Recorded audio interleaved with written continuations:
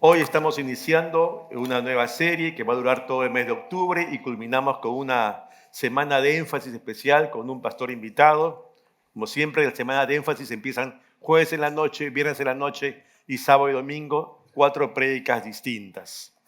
Pero siendo el tema de esta serie la iglesia y siendo también, digamos, un bastión para nosotros como Miraflores, el tema del discipulado, esta vez vamos a hablar sobre la iglesia donde soy discípulo, donde tú y yo somos discípulos. Recordemos, como creyentes estamos llamados a esa misión global que es la extensión del reino de Dios, ¿verdad? Y eso es justamente viendo hacia afuera. Pero también hay que ver hacia adentro, aquí, en este colectivo de hermanos en la fe, ¿no? En esta comunidad de creyentes, en la asamblea de los santos, en la iglesia local, la eclesía. ¿Sabes qué?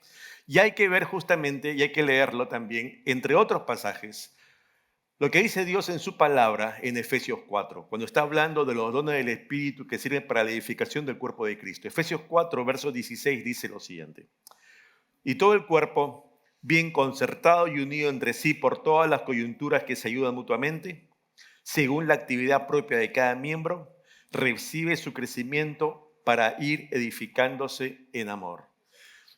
Algo que podemos también tener presente de este pasaje es esa interacción entre todos los miembros en el cuerpo de Cristo, en un sentido, esa interdependencia entre todos, donde todos nos ayudamos, porque todos estamos juntos, todos hemos recibido por lo menos un don del Espíritu Santo, dice la palabra, todos tenemos talentos también dados por el Señor y todos en ese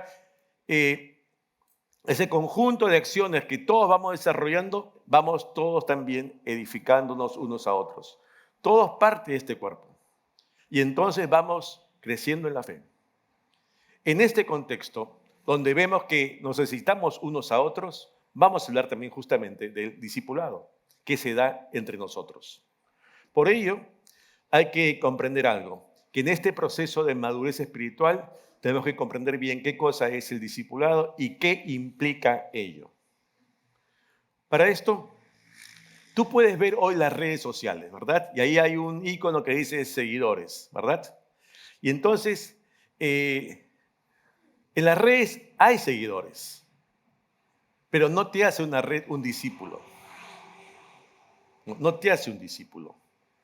Por eso es que el discipulado conlleva necesariamente una relación personal entre dos, un discipulador y un discípulo, presencial, que haya una cercanía, que sea constante, que sea franca, abierta, donde haya una relación permanente de forma tal que comienzo a conocerle a mi discipulador y el discipulador comienza a conocer al discípulo, donde el discípulo puede en esa interacción, como se dice en la palabra, crecer ese amor fraternal por mi hermano en la fe. Y comienzo entonces a bajar barreras y comienzo a confiar en él.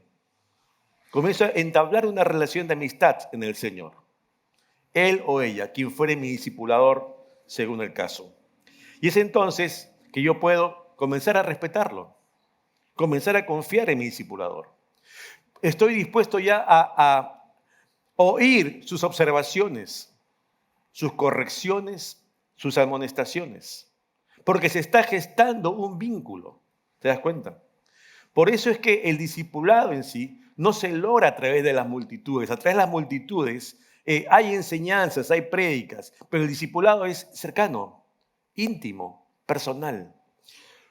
Un predicador puede estar compartiendo la palabra a miles o en este auditorio, pero no los conoce a todos, no sabe su nombre, no sabe su realidad, no sabe qué está pasando en este momento. Cosa distinta cuando estás discipulando uno a uno, cuando estás discipulando a pocos.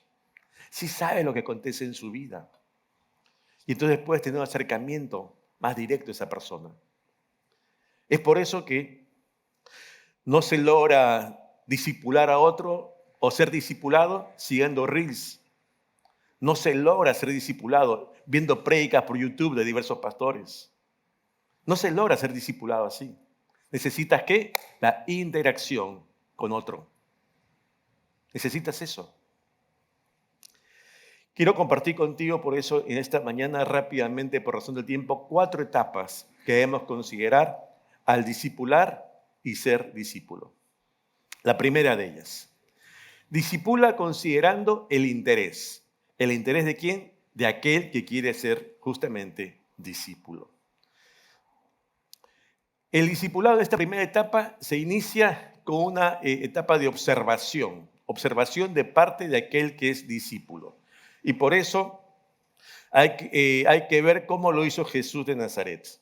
La palabra, abre tu Biblia allí, Juan 1, versos 37 al 39, dice lo siguiente. Le oyeron hablar los 2 discípulos y siguieron a Jesús. Y volviéndose Jesús y viendo que le seguían, les dijo a estos discípulos que le seguían, ¿qué buscáis? Y ellos le dijeron, Rabí, ¿dónde moras? Jesús les respondió, venid y ved. Y ellos, ¿qué hicieron? Fueron y vieron. En el inicio, en la praxis justamente de tener un maestro, un rabí, en el pueblo de Israel, era que el judío podía, tú sabes perfectamente que era adoctrinado, adiestrado, instruido en las sinagogas, iba y escuchaba a los maestros. Y entonces escuchaba a uno, escuchaba a otro, era un oyente, era alguien que observaba a aquel que estaba enseñando la palabra, y entonces iba y le pedía, Rabí, quiero que tú seas mi maestro. Y entonces el rabí, él evaluaba y decidía si lo aceptaba o no. Esa era la práctica. Cuando llega Jesús, trastoca ello. Hay un cambio. Ya no es el discípulo que comienza a elegir, este maestro me gusta, entonces voy donde él. No, Jesús hace lo contrario. Es Jesús quien toma la iniciativa y es Jesús quien elige a sus discípulos.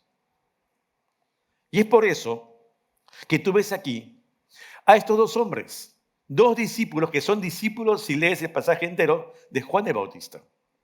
Han escuchado el mensaje arrepentidos y convertidos, que es el mismo mensaje de Juan, que también inicia la prédica de Jesús cuando empieza su ministerio terrenal. Y entonces, ahora dejan de escuchar a Juan y dicen, ¿y él quién es? Y comienzan, oyéndole, a seguir a Jesús. Cuando comienzan a seguir a Jesús y están oyéndole, Jesús les pregunta, ¿qué quieren? Porque obviamente si están aquí es que tienen un interés. Y Jesús va directo a donde ellos. ¿Cuál es su interés? ¿Qué es lo que justamente está allí en su corazón que hace que ustedes estén aquí siguiéndonos? Y estos hombres le dicen, bueno, ¿dónde moras? ¿Dónde vives? Y Jesús, ¿qué le dice? Ven y sígueme. Ven y ve. ¿Y qué hacen ellos? Van. Es interesante que hay una pauta aquí. Aquel que quiere ser discípulo es porque está interesado. Y cuando se le dice, entonces haz esto, ¿qué hace el discípulo? ¿Interesado? Lo hace, pues. No es que dice, pero ahora no puedo, tengo que ir a hacer esto, hacer lo otro, que más tarde, ¿qué te parece si mañana? No, porque él es el interesado. Él quiere ser discípulo de ese maestro. Y entonces el interés se manifiesta aquí.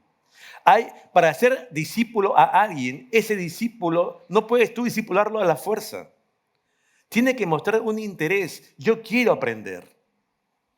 Y eso es lo que está viendo Jesús en estos hombres. Y esa respuesta inmediata de estos hombres, vienen y pasan todo aquel día con Jesús. Pero hay que también considerar cuando se discipula a otro, es que lo que dice Marcos capítulo 3, verso 14. Y estableció a 12 para que estuviesen con él. Esto es una referencia ya al llamado de Jesús a sus 12, ¿verdad? Discípulos. Pero en este contexto hay una pauta que marca aquí el Señor. ¿Cuál es? Para que estén con él. Porque esa relación tiene que darse necesariamente en el discipulado. Por eso es que tiene que ser personal.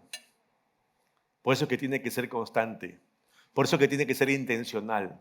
Por eso es que vamos juntos a mi lado. Un discípulo y un discipulador. Y es aquí entonces donde empieza la tarea. El discipulador, al tener cerca a su discípulo, va a ser un ejemplo vivo de lo que es la fe en el Señor. ¿Y ese discípulo qué cosa está haciendo? Primera etapa, solamente observando. Está conociendo a aquel que es su discipulador. Está viendo lo que hace, cómo lo hace, qué contesta, sus reacciones. Es un modelo de un sentido inicial. Podríamos decir en esta etapa una frase que hace el discipulador. Mientras ministro, tu discípulo observa. Esa primera etapa, donde el discipulador está sirviendo, está ministrando, y el discípulo solamente está mirando. Está viendo todo lo que acontece. Y si tú recordarás, ya está Jesús con sus discípulos, los 12, y comienza a desarrollar su ministerio. Y entonces tiene que ir allí y va a estar liberando a personas que tienen endemoniados, ¿verdad? Va a ir a atender a personas que son vulnerables y va a estar operando sanidades diversas. Va a tener que enfrentarse a ese antagonismo religioso de los religiosos jerárquicos de ese momento que estaban en contra de Jesús. Pero cómo este hombre come con pecadores y publicanos, ¿te acuerdas? Entonces, esa secuencia ministerial de Jesús la hace solo, no, los discípulos están allí. Pero los discípulos no participan en nada, solamente están ¿qué? Viendo cómo Jesús realiza el ministerio, observando. Pero lo pueden ver porque están con Él. Porque están con Él. Y cuando nosotros queremos ser discípulos, tenemos que estar así con nuestro discipulador. Y si somos discipuladores, tenemos que considerar esto con nuestro discípulo. Una segunda etapa. Discipula modificando conceptos. Discipula modificando conceptos. Hay un propósito en esta segunda secuencia del discipulado. ¿Cuál es? Es la de desterrar ideas preconcebidas y prejuicios sobre el reino de Dios. Sobre el reino. Porque pueden haber sido aprendidas erróneamente, producto de justamente la tradición, producto de un falso acercamiento a la escritura. Y entonces así aprendí y así creo que es. Y entonces en esta etapa ya pasamos de una etapa de solamente ver y yo veo a que ahora soy instruido como discípulo. Ya el discipulador no solamente ese, sino ya se enfoca, ya comienza a enfocarse en quién, en su discípulo. Lo comienza a instruir.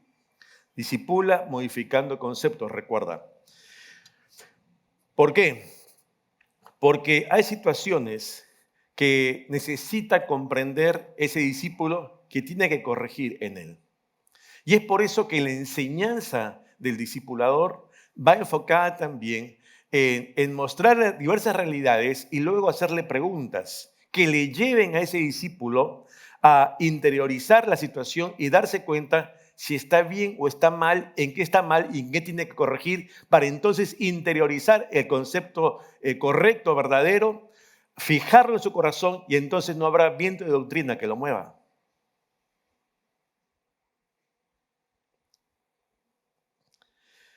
Probablemente tú has escuchado alguna vez esa relación que se da entre Jesús y el joven rico, ¿verdad? Muy conocido en los evangelios. Pues bien, recuerda que está Jesús y el joven rico, pero al lado también están los discípulos. Ellos no dicen nada, están allí. Y entonces vamos a Marcos capítulo 10, verso 21 en adelante. Dice la Escritura. Jesús le dice al joven rico, una cosa te falta. Anda y vende todo lo que tienes y dalo a los pobres. Y cuando pues este joven rico sabe la respuesta, se va, ¿no? Triste se va. ¿Qué dice Jesús a sus discípulos? Cuán difícilmente entrarán en el reino de Dios los que tienen riquezas. Ante esta respuesta de Jesús, ¿cuál es la actitud de los discípulos? Ellos se asombraban aún más diciendo entre sí, ¿Quién pues podrá ser salvo? Y Jesús contraviene ese asombro de ellos y le dice, bueno, para los hombres es imposible, mas para Dios todo es posible, ¿verdad? Y ahora pongamos un momento en la escena y no lo leamos así solamente superficialmente. Pensemos el contexto, ¿no? Pensemos el contexto. Se ha aprendido por mucho tiempo que justamente allí es un judío, ¿no? Venimos todo el Antiguo Testamento para hacer una referencia solamente aquí gráfica, toda la ley, y vemos cómo Dios es el que ha provisto de manera misericordiosa, generosa a su pueblo y lo ha sustentado. La provisión viene de Dios, las riquezas vienen de Dios, la bendición viene de Dios. Y entonces, ¿cómo es que las riquezas me son un estorbo a mí ahora? Dirían estos discípulos frente a esta actitud de Jesús y el joven rico. No entiendo. ¿Te das cuenta?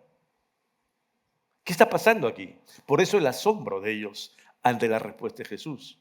Cuán difícilmente entrará un rico en el reino de Dios. No es que diga, no ningún rico va a entrar, sino cuán difícil, porque la enseñanza es la actitud del corazón frente a las riquezas, no que esté mal poseer las riquezas. Eclesiastés lee es que tú puedes disfrutar de toda esa bendición que Dios te da.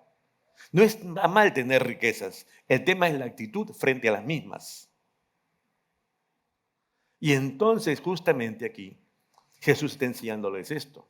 Pero date cuenta que el contexto tiene que ver también con la salvación. ¿Quién podrá entonces ser salvo? ¿Verdad? ¿Quién podrá ser salvo? Y Jesús aquí le da otra pauta. Dice, claro, si lo ves así, le dice a sus discípulos, esto es imposible para los hombres. Porque finalmente siempre será imposible para los hombres, ¿qué cosa? La salvación. Otra vez, entrando, ¿no? Porque la salvación es por gracia, es por fe. La salvación no está en manos de los hombres, sino en manos de Dios. Tienes que darte cuenta, tu discípulo, de esto, porque él lo ve imposible. Y entonces Jesús dice, efectivamente, pues es imposible, pero tú te quedas aquí. Anda más allá.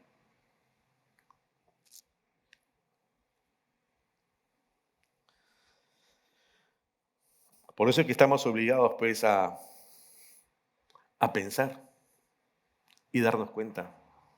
Porque considera lo siguiente, hoy en este contexto nuestro, en este siglo, los judíos ayer, aquí, ¿cómo se consideraban? El pueblo de Dios, el pueblo escogido de Dios. Dios es solamente el Dios de ¿quién? De Israel. La salvación es ¿para quién? Para Israel. Y por eso cuando llega el Nuevo Testamento y tú ves, empiezan los Hechos de Apóstoles, tienes a los judíos y a los gentiles. A ellos no, hasta que viene, ¿no? La revelación es para todos. Gentiles y judíos. Ah, perfecto. Pero el precepto, el concepto judío aquí es, pero si es solo para nosotros.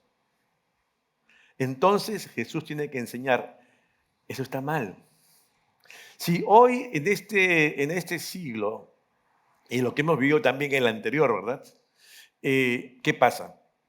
Hemos aprendido muchas veces, ¿no? Por la tradición, es que todas las personas van a ir al cielo. Que todos son salvos. Eso es lo que se nos enseñó mayoritariamente. Y entonces crecemos y vivimos pensando en eso. Y cuando uno muere, no importa cómo has vivido o si has tenido una relación con Dios, todos vamos a ir al cielo. Y eso no dice las Escrituras. Entonces hay que reaprender.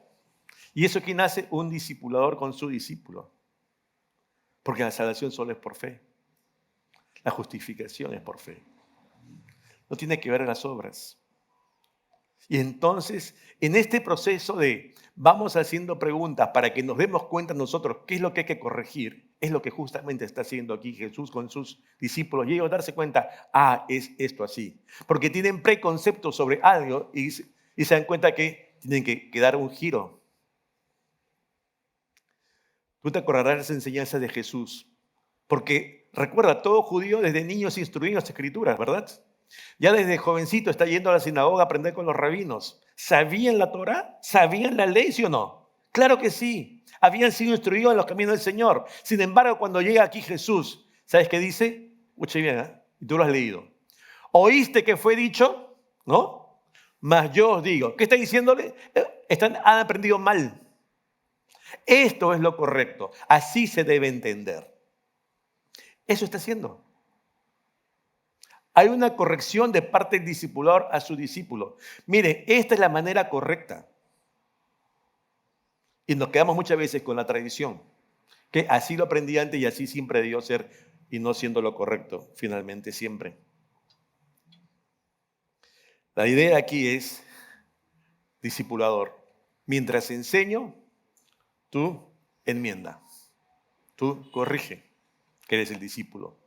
Anda adaptando, ¿no? Tus pensamientos, tus acciones, tus reacciones a lo que debe ser, no como llegaste. Por eso es que Jesús en las parábolas, ¿verdad? Explicaba por parábolas el mensaje del reino. Muchas veces la gente se quedaba mirando al aire. ¿Y ahora qué quiso decir? ¿Te das cuenta? Incluso los discípulos no entendían muchas veces, y tú por eso lees en los evangelios que entonces Jesús después les explicaba las parábolas porque en Dios habían entendido. Pero a ellos sí les explicaba. Esto es así. Y eso hacía Jesús con sus discípulos. Y entonces el discípulo tiene que estar atento a esa instrucción de su discipulador para poder enmendar. De allí que el discipulado conlleva a aprender. No solamente, pues a veces tenemos lamentablemente esos cuadernos que tienen una línea y llenamos con lápiz, ¿no? Lapicero, la respuesta. Eso no nos lleva a pensar. Hay que ser intencional para justamente llevar a ese discípulo a que comprenda realmente lo que quiere decir el Señor. Todo momento se convierte en un escenario de escuela para tu discípulo. Ayer estábamos almorzando, mi mamá estaba con nosotros y surgió un tema, ¿no? Y fue bueno porque pudimos justamente compartir con ella lo que decía la Escritura sobre esa situación. Pero aprovechamos la oportunidad, ¿no? O sea, no es que nosotros, bueno, mamá, ahora vamos a hacer el almuerzo, vamos a aprovechar para discipularte. No. Porque ella es nueva creyente. Sino la ocasión se presta y es el momento. Es el momento. Tercera etapa. Discipula llevando al servicio. Discipula llevando al servicio. El modelo de Jesús en el discipulado implica dar una oportunidad de ministrar a aquel que tú estás discipulando. O sea, ya hay una transición de que solamente te ve a que tú lo estás instruyendo y corrigiendo para que comience a entender bien y corregir, enmendar en sí, sino que ahora, ok, ya estás aprendiendo, ahora a la cancha. A la cancha, pero vamos juntos. ¿Ya? Pero ya vamos entrando. Eso es esta etapa. Discipula llevando al servicio. Ejemplos prácticos para nosotros como Iglesia en Miraflores, que es nuestra praxis en grupos humanos. Los guías que tratan de tener un coguía, ¿verdad? Y a veces qué difícil es tener un coguía, alguien que nos ayude. Pero esa es la idea, de que podamos formar a alguien en el grupo pequeño para que un día sea nuestro coguía. Y a ese hermano lo vamos discipulando. Lo vamos discipulando intencionalmente para que un día pueda, si Dios quiere y lo permite, ser también un guía. ¿Por qué no? O tener otro ministerio, ¿no? Es un maestro de academia bíblica. Bueno, no todos pueden enseñar, pero es alguien que tiene el don, alguien que conoce la palabra, alguien que va en ese camino. Ok, demos la oportunidad que dé una clase. ¿No? Igual que en los grupos pequeños. A ver, tú da el tema, ¿no? Oportunidades de servicio mientras lo vas acompañando y le vas enseñando. Siempre hay que dar esas oportunidades. Es parte justamente de esa enseñanza, ese trabajo de ir con tu discípulo. Y el discípulo tiene que estar atento a que no siempre va a estar sentado. Un día va a tener que ponerse el overol Y para eso es que tengo mi guía de grupo pequeño, yo siempre voy a ser allí un acompañante. No. Tal vez no seas guía de grupo pequeño un día. Tal vez nunca lo seas. Pero tienes que estar en algo, en un servicio. Dios te dio a ti por dones y talentos. Eso es por lo menos un don, ¿verdad? Espiritual. Y el don te lo da para que tú lo pongas al servicio del Señor en la iglesia. Porque con ese don se edifica ¿quién? El cuerpo de Cristo. Dicho sea de paso, recordando también la Escritura, sobre eso vamos a dar cuenta un día cuando lleguemos al tribunal de Cristo. ¿Qué hiciste con tu don?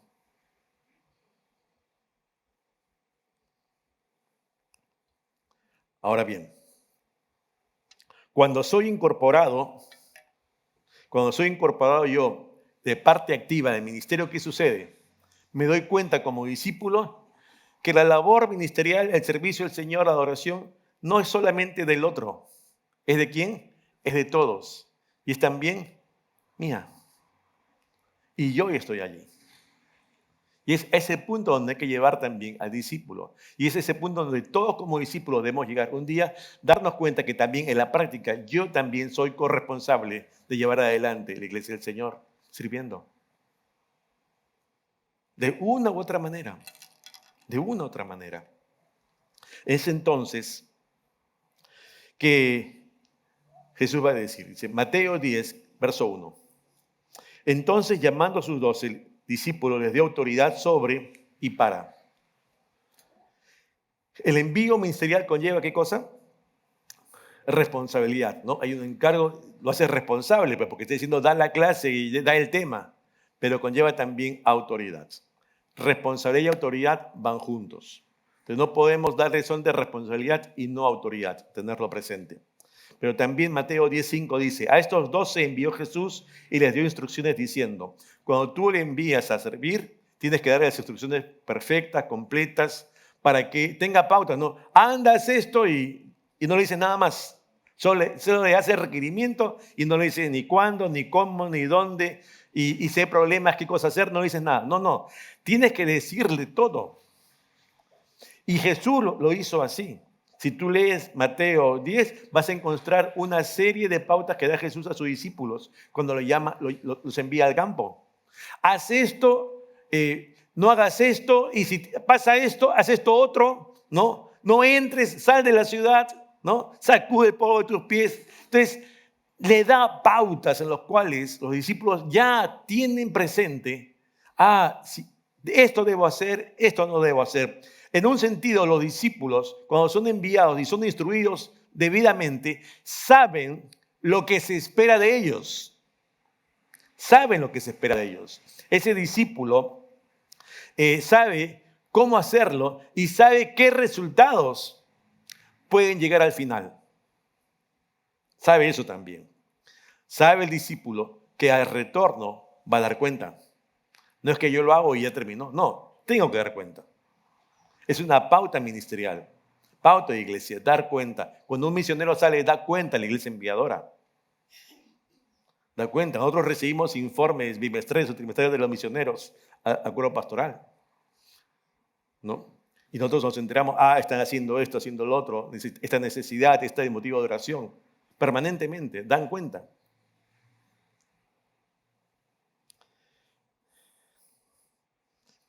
Es allí, en esa rendición de cuentas, donde ese discípulo va a ser evaluado en su labor, ¿no?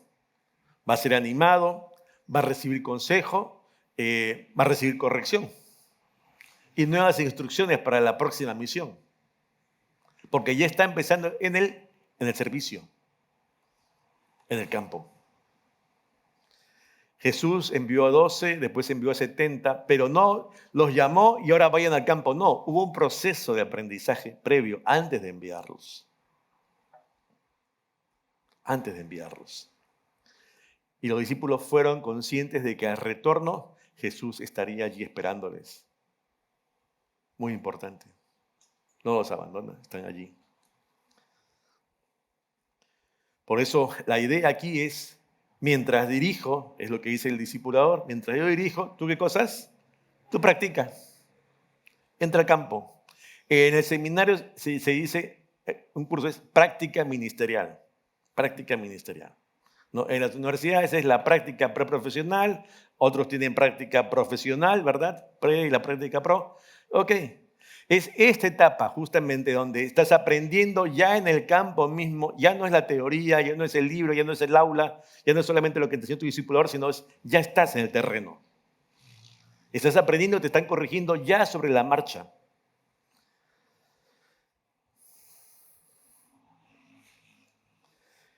El envío también implica advertirnos a nosotros como discípulos que algunas cosas pueden salir mal. Implica advertirnos que va a haber oposición y nosotros debemos conocer como discípulos lo que implica justamente ir al campo y pagar el costo de la extensión del reino con oposición. Y entonces tengo que saber si estoy dispuesto o no a hacerlo.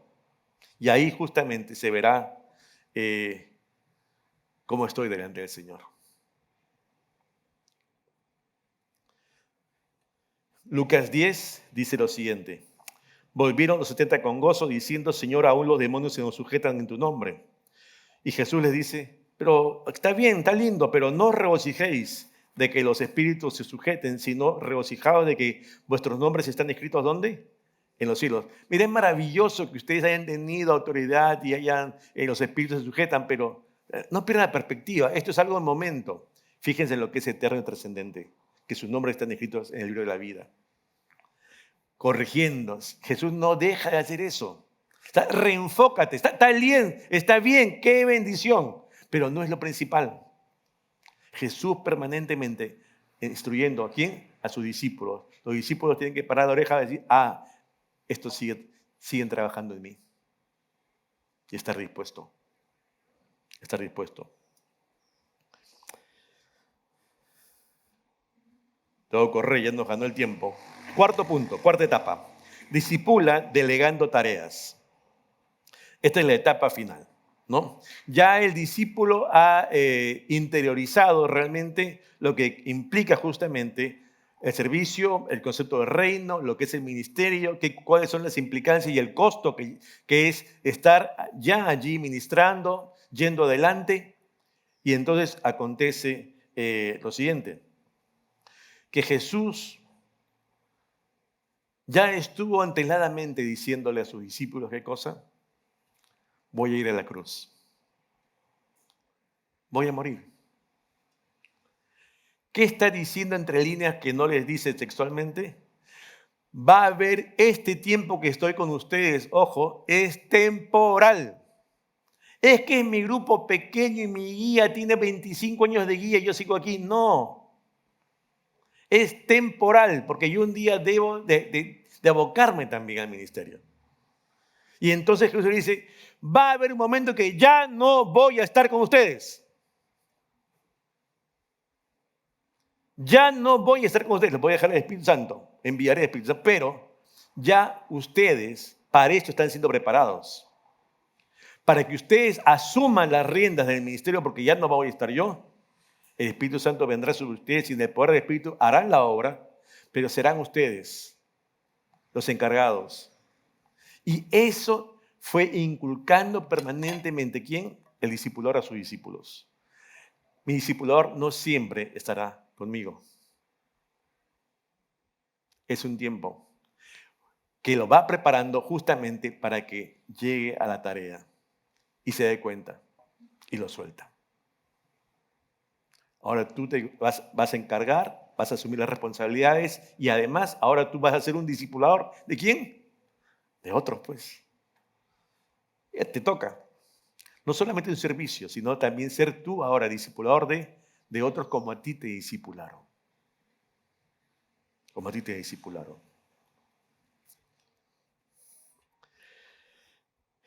La iglesia del primer siglo tuvo que asumir esa transición, los líderes, ¿no?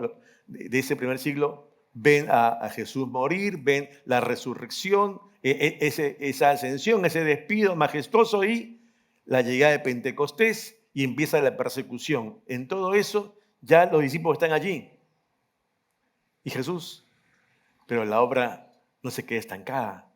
La extensión del reino sigue. emerge la iglesia pristina. ¿Te das cuenta? Y a esos hombres fueron formados y forjados, ¿no?, en el temor del Señor, y ahora empiezan la tarea para la cual fueron discipulados. Ahora ellos son los que llevan adelante la obra en el poder del Señor. Ahí están ellos. En un sentido, podemos acuñar la siguiente frase. Ahora el discipulador, mientras yo observo, tú ministra. Ahora cambia. Ahora yo te veo, pues tú estás haciendo, yo te veo. A ver cómo estás haciendo en la práctica. Ya cambió esa figura inicial de que solamente el discípulo observa, ¿verdad?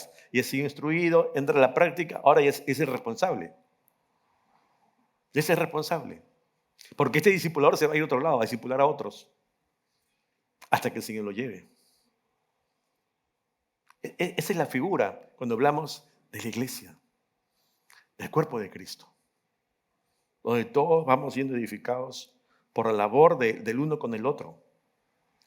1 Timoteo 1, versos 3 y 4 dice, Pablo escribe a Timoteo, su discípulo, como te rogué que te quedases en Éfeso cuando fui a Macedonia, para que mandases a algunos que no enseñen diferente doctrina, ni presten atención a fábulas y genealogías interminables, así te encargo ahora.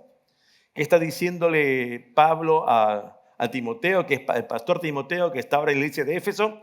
Mira, te pedí que te quedes allí. Ahora corrige esto que está deficiente, corrige lo deficiente, como dicen las cartas, ¿no? Porque hay mala enseñanza. Y hazlo que ahora. ¿Hazlo quién? Hazlo tú, Timoteo. Pablo no era el pastor de los gentiles, el predicador de los gentiles, era su labor, el campo gentil, las iglesias, claro, fundó muchísimas iglesias. ¿No pudo haber ido él a corregir? Sí. Pero ahora eso, ¿qué hace? Lo delega. ¿A quién? A quien fue su discípulo. ¿A quién? A la ahora pastor que está allí en ese momento en Éfeso. Él pudo hacerlo, pero ya fue instruido, Timoteo, en todo esto que tiene que ver con el ministerio, en la doctrina, y lo que debía hacer, lo que no debía hacer. Cuídate de hacer esto, haz lo otro, estoy orando por ti. Hazlo tú, Timoteo. Te toca a ti ahora.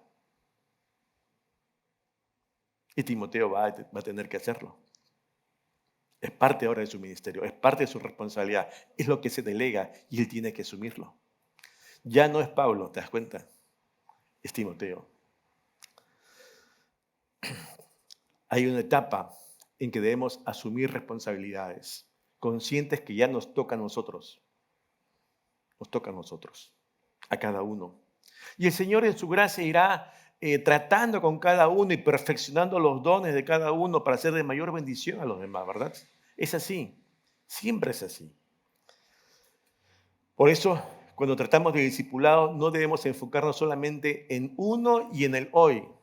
Porque cuando hablamos de discipulado, estamos hablando de tratar con alguien pensando no solamente en esa persona, sino en el futuro de la iglesia y en la extensión del reino, consecuencia de ese discipulado con alguien. Porque cuando nosotros no estemos, o estemos con el Señor, la iglesia seguirá hasta que el Señor venga. Y la iglesia que quede, debe seguir, ¿verdad? Debe seguir llevando el Evangelio de Jesucristo hasta el último de la tierra. Y tiene que estar preparada incluso para la persecución un día cuando haya y vengan los tiempos finales. Hay que prepararnos, pero hay que prepararnos todos como discípulos, todos también para ser discipuladores de otro. Termino por eso diciendo, nuestra misión no es hacer conversos, porque la operación de la conversión, ¿no? Es obra del Espíritu Santo, ¿verdad? Es el Espíritu Santo quien convence de pecado, ¿verdad? De justicia y de juicio. Nosotros no. Nosotros damos solo un testimonio y proclamamos el Evangelio. Pero ¿cuál sí es nuestra tarea? Hacer discípulos. Hacer discípulos. Y por eso nuestra misión como iglesia, lo tenemos ya desde pandemia. ¿Cuál es? Somos discípulos llamados a ser discípulos. Y esto tiene que calar en nosotros no como solamente ya me sé la frase, sino que tiene que bajar a la praxis para nosotros, ¿se das cuenta? Y entonces termino con las siguientes dos preguntas. ¿De quién eres discípulo? ¿De quién eres discípulo? ¿A quién discipulas? Vamos a orar. Vamos a orar. Te invito a inclinar tu rostro allí donde estás y decirle cada uno allí, una oración privada. Dile, Señor, aquí estoy yo. Tú sabes mi condición personal.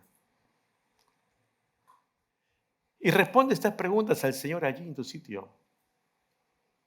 Tal vez no tienes un discipulador en ese momento porque tal vez no has mostrado interés. Ya eres un guía y es suficiente y ya, ¿para qué más? ¿No? Trata con tu pastor, pero nada más. O estás esperando alguna otra cosa, no sé. O sencillamente no tienes ningún ministerio, nunca se me dio oportunidades, has ido a buscarla, has mostrado el interés. Pero te has dejado también discipular. ¿Has sido dócil, sujeto o rebelde? Entonces, contéstale allí en el Señor en silencio. En una oración, muéstrale tu actitud al Señor y dile, aquí estoy yo. Yo quiero ser un discípulo tuyo, discípulo fiel. Que aquí en la iglesia pueda ser un discípulo que realmente luego tenga un servicio que te honre, que te glorifique. Y allí cada uno sigue orando en su sitio.